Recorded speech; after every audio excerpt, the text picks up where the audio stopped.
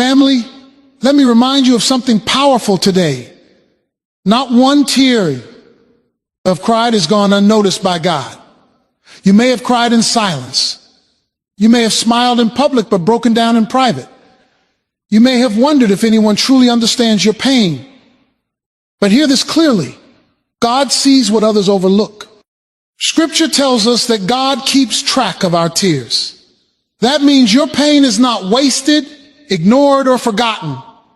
Heaven has a record of your struggle, and heaven is preparing a response.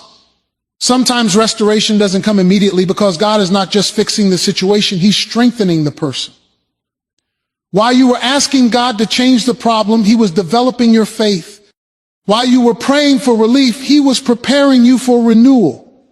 Delay does not mean denial. Silence does not mean absence. And suffering does not mean abandonment. There are seasons when it feels like life has taken more than it is given. You've lost peace, confidence, relationships, opportunities. But the same God who allowed the testing is the God who promises restoration. And when God restores, He does not return things the same way they were. He returns them with purpose, power, and promotion. Your tears watered the ground where your breakthrough is growing. Your endurance is proof that God is not finished. Restoration is not just coming to fix what was broken.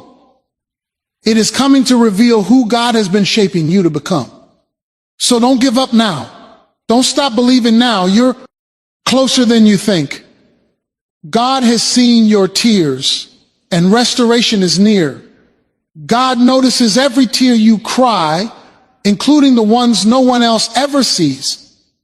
Some tears fall publicly, where others can recognize that something is wrong, but many tears are hidden, cried late at night, whispered into pillows, shed in moments when you are completely alone. Those private moments can feel invisible, as if your pain exists without witnesses.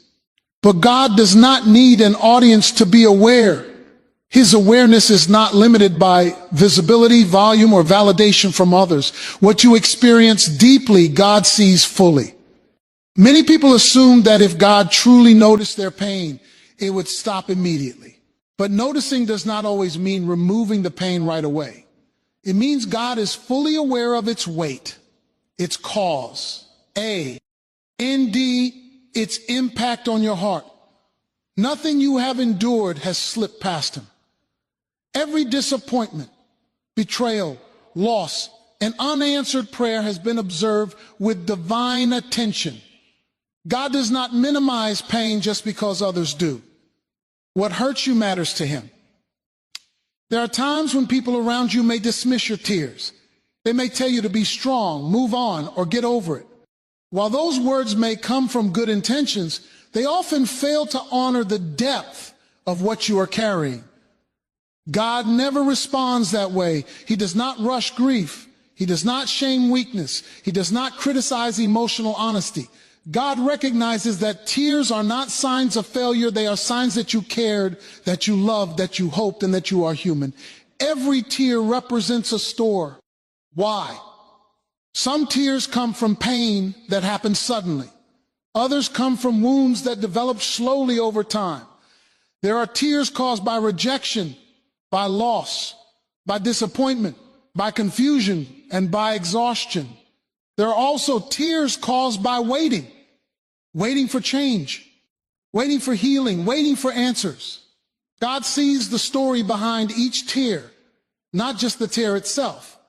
He understands the memories connected to them and the prayers that were whispered before they fell. God's awareness also means your tears are never wasted. Pain often makes people feel unproductive or stuck, as if nothing good could come from such a hard season. But God has the ability to use even sorrow as part of growth. Tears soften hearts. They deepen compassion. They strengthen dependence on God rather than self. What feels like weakness on the surface can become a place where faith takes deeper root. God does not ignore suffering. He redeems it. When life feels unfair, Tears can also carry questions. Why me? Why now? Why this long? God is not threatened by those questions. He sees them wrapped inside your tears and receives them without judgment. You do not need perfect words or perfect faith for God to. Sometimes tears are the prayer. Sometimes the crying itself is communication. And God understands it clearly. God's attention to your tears also reveals his nearness. He is not distant, watching from afar. He is close enough to notice what breaks you. That closeness means you are not alone in your pain, even when it feels that way. Loneliness often comes from the belief that no one understands. But God's understanding is complete. He sees the pain you explain and the pain you don't know how to put into words. Even when nothing seems to change on the outside, God's awareness brings comfort on the inside. Knowing you are seen gives strength to keep going. It reminds you that your life is not random and your suffering is not meaningless. God's attention is personal, not general. He does not overlook you in a crowd or forget you in the noise of the world. You matter to him individually. The fact that God sees your tears is also a promise that the story is not finished. Awareness always comes before action. God never notices pain without intending redemption. Tears are not the end of the sentence. They are a pause before restoration begins. When God sees, he remembers. When he remembers, he responds. And when he responds, it is always on time, even if it feels late to you. Delay is one of the hardest experiences to endure because it forces you to live in the space between promise and fulfillment. You know what you are hoping for, praying for, or believing God to do, yet time keeps moving and nothing seems to change. In those moments, it is easy to interpret delay as rejection or punishment. But delay is not wasted time.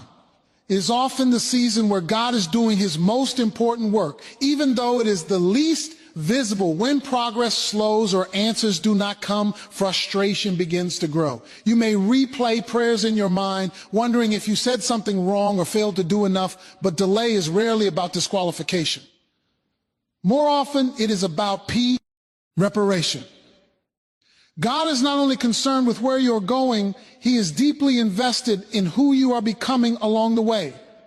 If the outcome arrives before the person is ready, the blessing can become a burden instead of a gift.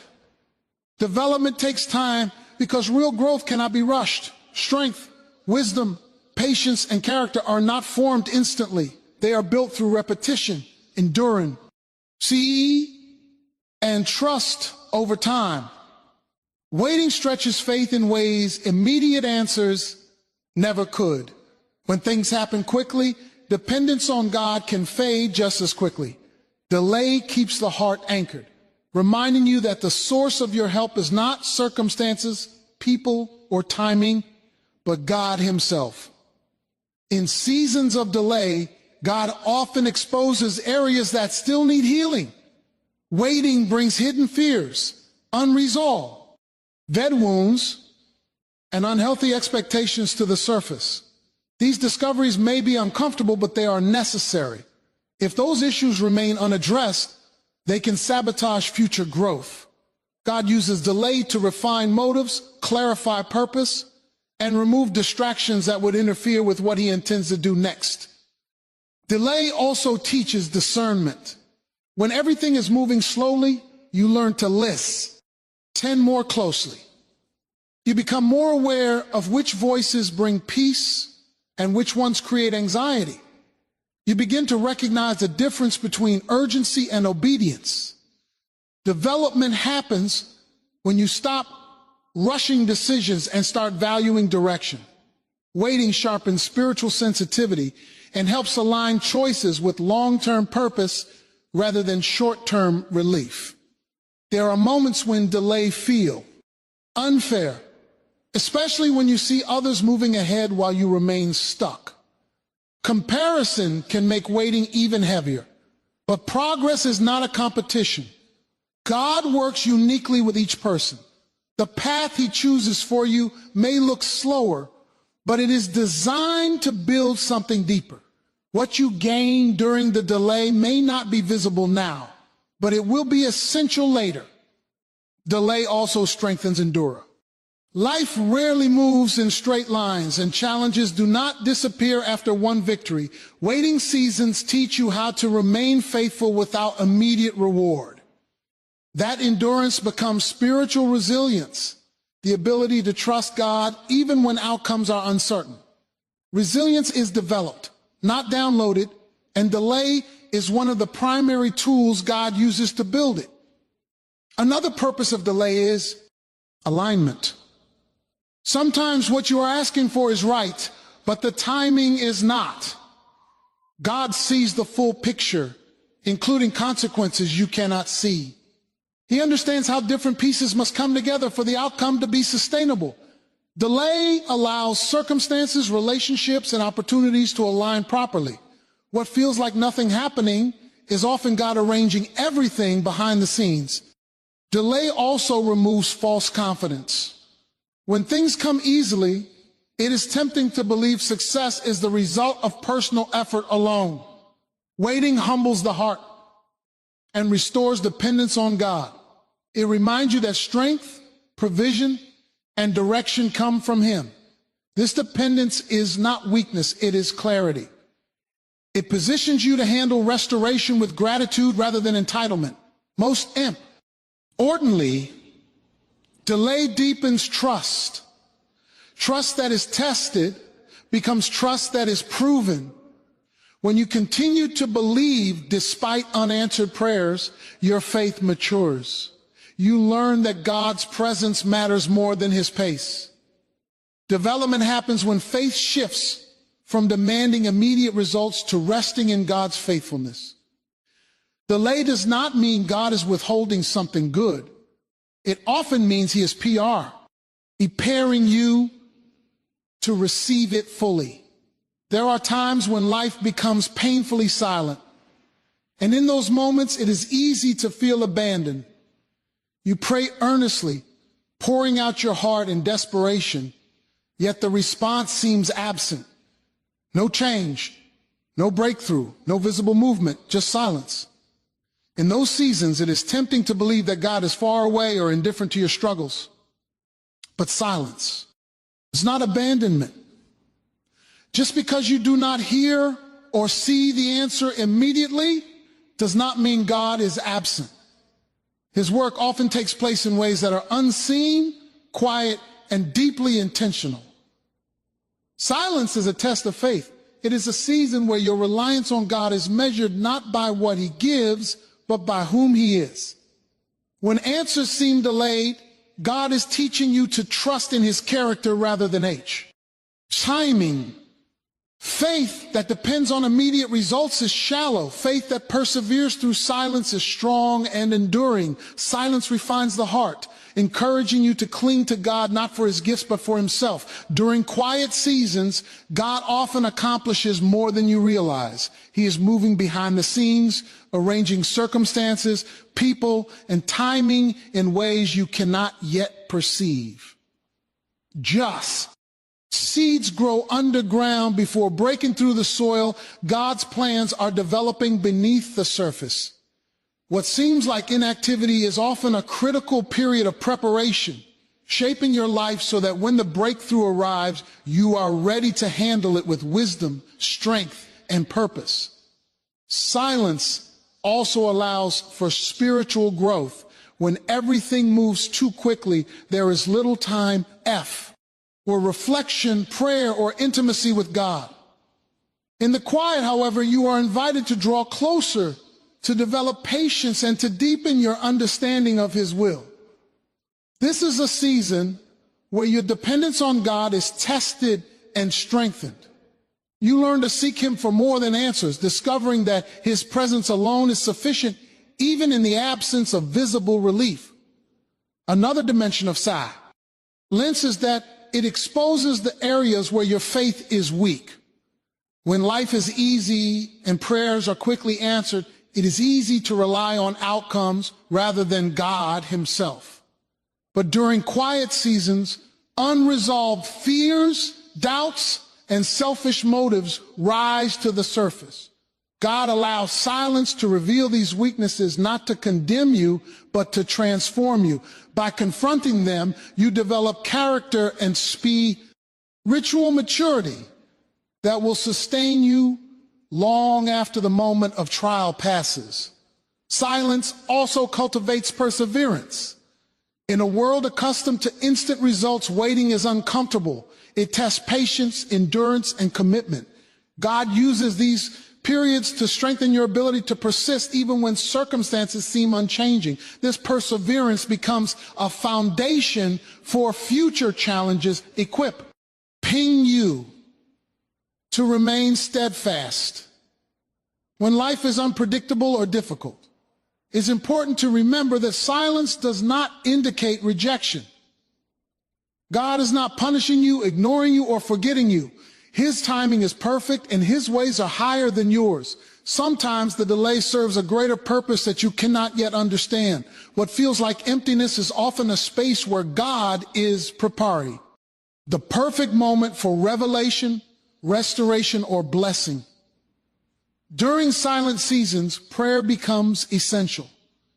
Prayer is not only a way to ask for answers, but also a way to communicate with God, align your heart with His, and build intimacy.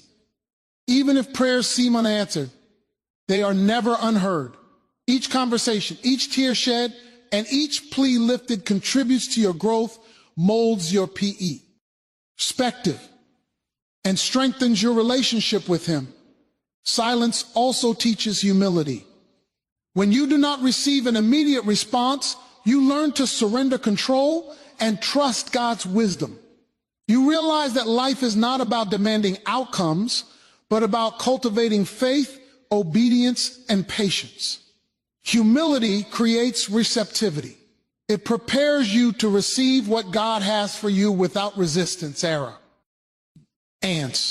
or fear. Finally, silence serves as a reminder of God's faithfulness. Just because you cannot see the answer today does not mean God will not act tomorrow. His promises are not nullified by the absence of immediate evidence. The quiet seasons are opportunities to strengthen your confidence that God is still working, even when it is unseen. Your trust deepens, your heart matures, and your life faith becomes aligned with His purposes in ways that only patience and faithfulness can achieve. Silence is not emptiness, nor is it rejection. It is a season of preparation, testing, and growth. In it, you learn to trust God fully, to rely on His presence rather than His provision, and to recognize that He is moving even when His actions are invisible. The quiet is a sacred time where God's strength, NS, teaches and shapes you, ensuring that when His response comes, it will be perfect, complete, and transformational. Restoration is not merely about returning what was lost. It is about renewal that brings greater purpose, strength, and alignment with God's plan. Too often, when we pray for restoration, we think only of reclaiming what was taken from us. Relationships, opportunities, health, or peace. While those things may indeed be restored, God's restoration goes beyond mere replacement. It is a transformation that shapes not only circumstances, but also character. Restoration is meant to elevate, to teach, and to position you for a future you could not have reached on your own. When God restores, He does so with intention. Every aspect of the restoration process carries purpose. If He simply returned things to their former state, there would be no growth or refinement. Restoration includes lessons learned from the struggles you endured. Those painful experiences were not wasted.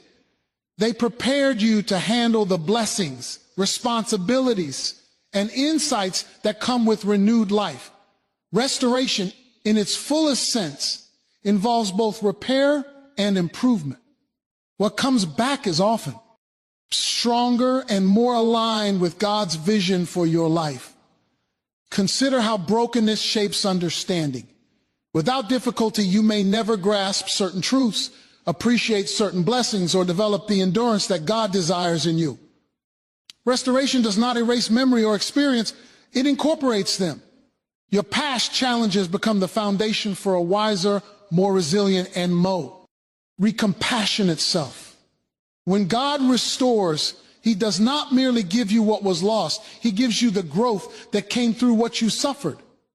Restoration, therefore, is layered.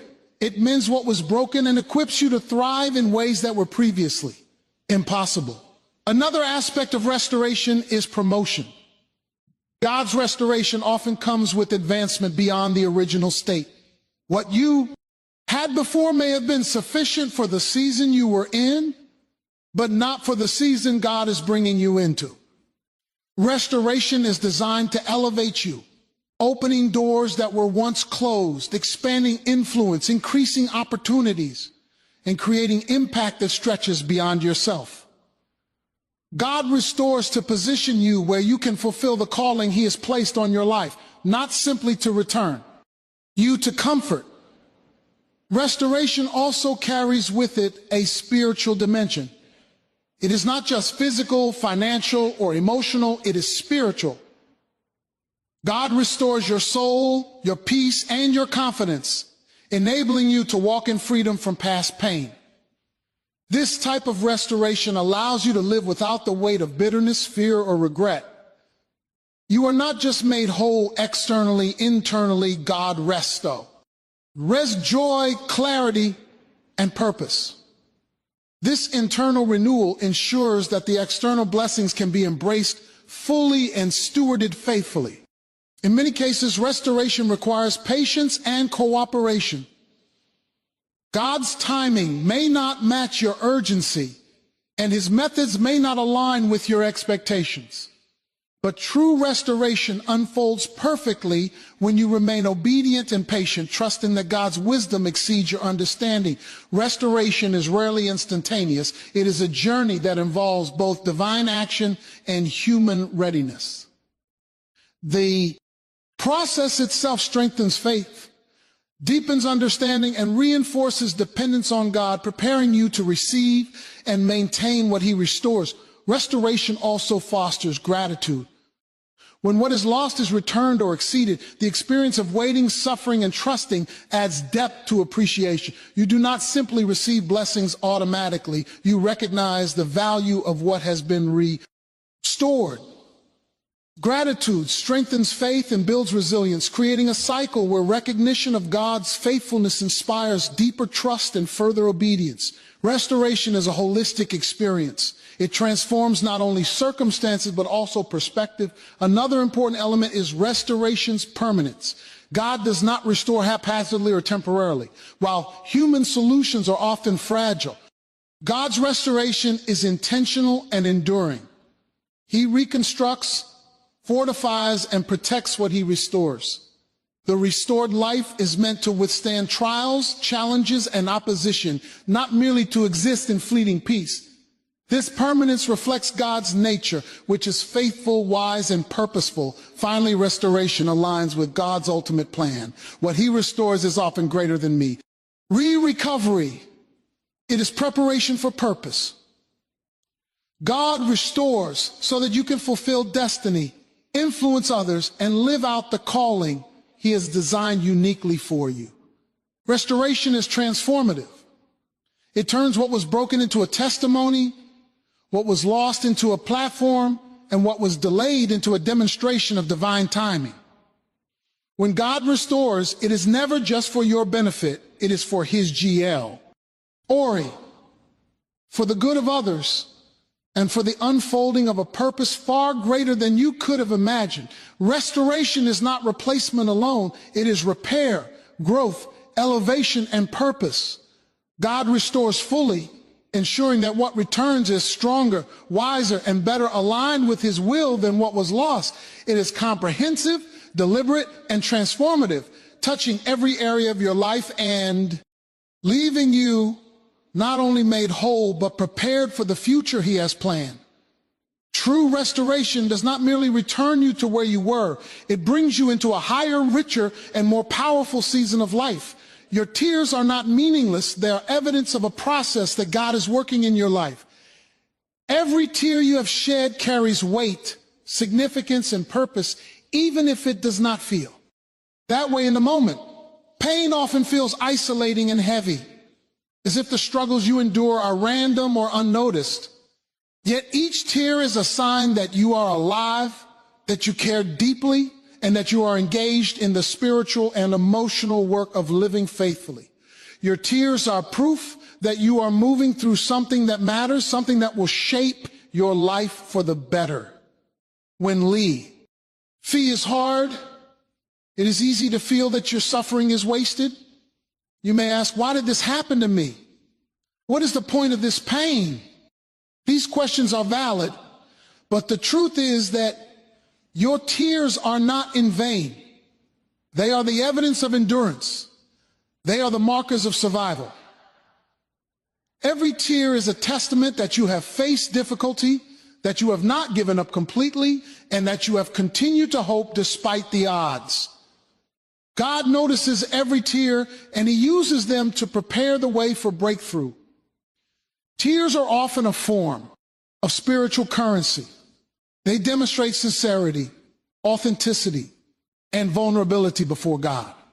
When you cry, you are opening your heart in a way that cannot be faked or forced. That vulnerability is a sign of humility and dependence. God honors it, and in that honor, he begins to work unseen. Your tears are a spiritual signal that you are ready for restoration, that you are prepared to receive his guidance, and that you are willing to be refined through the process. They are proof that the soil of your life is fertile for growth. The endurance behind your tears also matters. Every tear represents a trial you have faced and survived. Some trials were sudden and shocking. Others were long and exhausting. Either way, your tears indicate that you have persevered. Even when you felt weak or hop, unless you continued to breathe, to pray, and to move forward, this endurance is proof that restoration is near, because God does not allow suffering without purpose. The same tears that mark hardship are also marking the path to healing and renewal. Your tears also serve as a testimony. They are proof not only to God, but eventually to others that you have endured faithfully. Pain, when navigated with trust and patience, becomes a powerful story of resilience. When God restores what was broken, he often allows the memory of those tears to remain as a reminder of how far you have come. The tears that seem painful and humiliating in the moment become evidence of strength, courage, and divine faithfulness. They are the markers of a journey that prepares you to encourage and inspire others. In addition, your tears often reflect hope and longing. Tears are not always a sign of despair. Sometimes they are a sign of expectation. They are the outward expression of a heart that believes things can change, that justice can prevail, that God's promises will come true. Even when hope is fragile, tears show that it exists. They are proof that your spirit has not given up completely. And that very persistence is what draws restoration closer. Hope expressed through tears is a powerful signal that God is at work, even if the timeline is longer than you prefer. Tears also function as a spiritual alignment with God's heart. They indicate that your soul recognizes the pain, injustice, or brokenness around you and responds in a deeply human way. God uses tears to shape empathy, wisdom, and compassion. Through tears, your perspective becomes more attuned to his purposes. The emotional investment in your struggles signals readiness for greater insight, understanding, and discernment when restoration comes. Moreover, tears reveal the authenticity of your faith. True faith does not pretend that life is easy or that suffering does not exist. Tears demonstrate that have engaged with life honestly, wrestling with pain while holding on to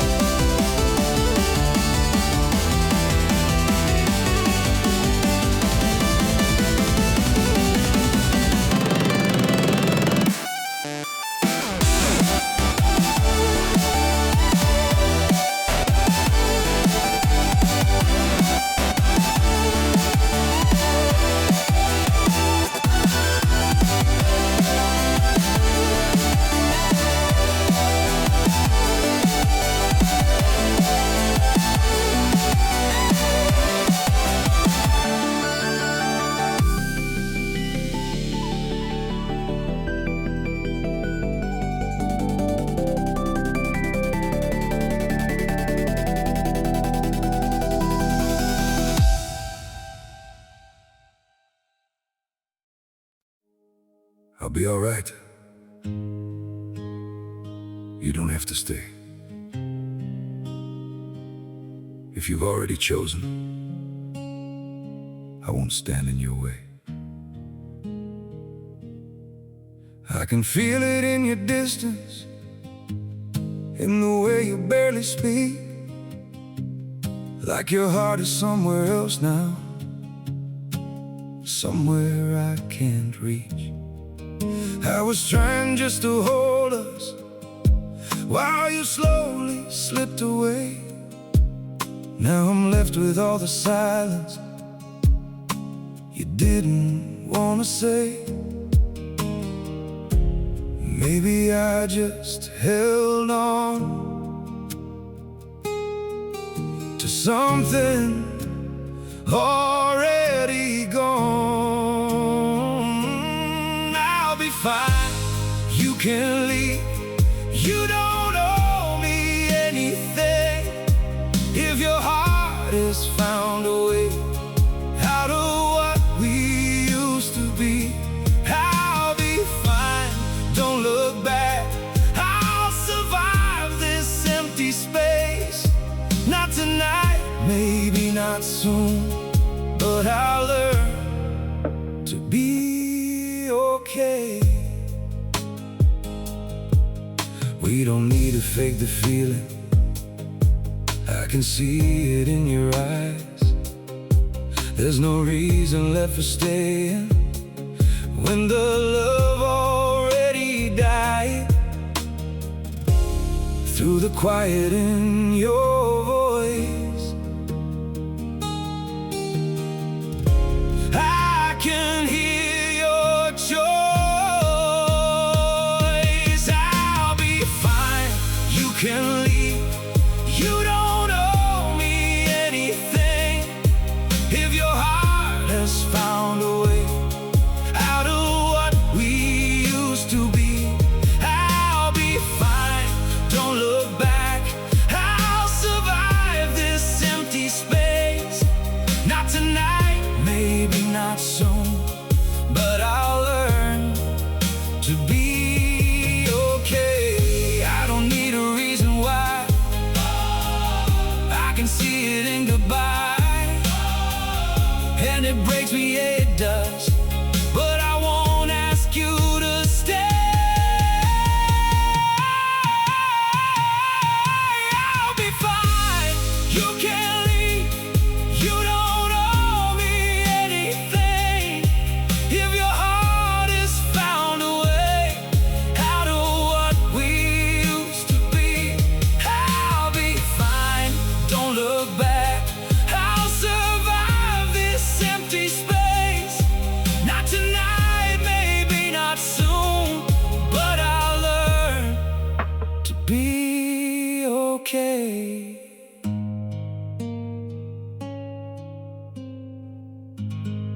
I'll be all right.